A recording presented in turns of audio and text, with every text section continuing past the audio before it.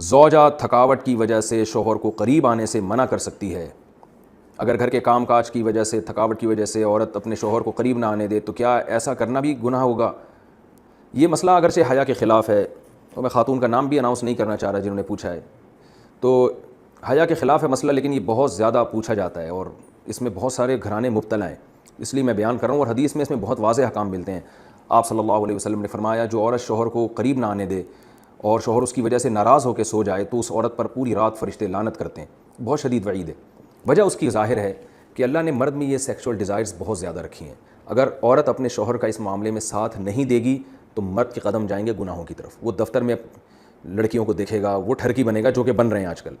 تو عورت پر لازم ہے کہ وہ زینت اختیار کرے اور مرد کو کسی اور کے پاس جانے کے قابل نہ چھوڑے وہ، تاکہ مرد بھی اس سے محبت کرے اور وہ ادھر ادھر جو منہ مار رہا ہے اس سے بچے. دیکھیں یورپ میں تو اس کو جرم سمجھا جاتا ہے کہ بیوی کی پرمیشن کے بغیر شوہر اس کے پاس چلا جائے.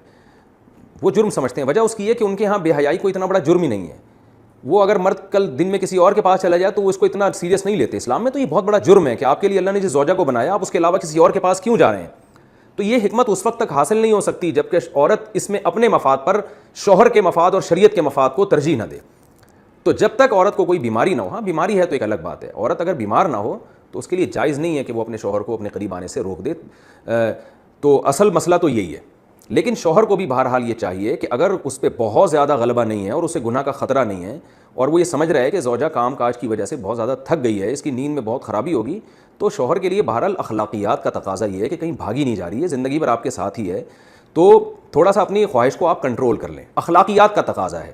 قانون تو ایسے موقع پہ شوہر کا ساتھ دے گا، اسلامی قانون عورت کو برا کہے گا، لیکن اخلاقیات بھی کوئی چیز ہوتی ہیں. بھئی آج کے بجائے صبر کر لو تو اور اپنے آپ کو کنٹرول کر لو. تو کبھی کبھار اگر ایسا ہوتا ہے تو شوہر کو چاہیے کہ وہ اخلاقیات کا مظاہرہ کریں اور بیوی کو مجبور نہ کریں. لیکن بہرحال قانون یہی ہے کہ عورت کے لیے اپنے آپ کو روکنا جائز نہیں ہے، کیونکہ اس میں عورت کا کوئی خاص نقصان بھی نہیں ہوتا. انرجی تو مرد کی یوٹیلائز ہوتی ہے بہت زیادہ.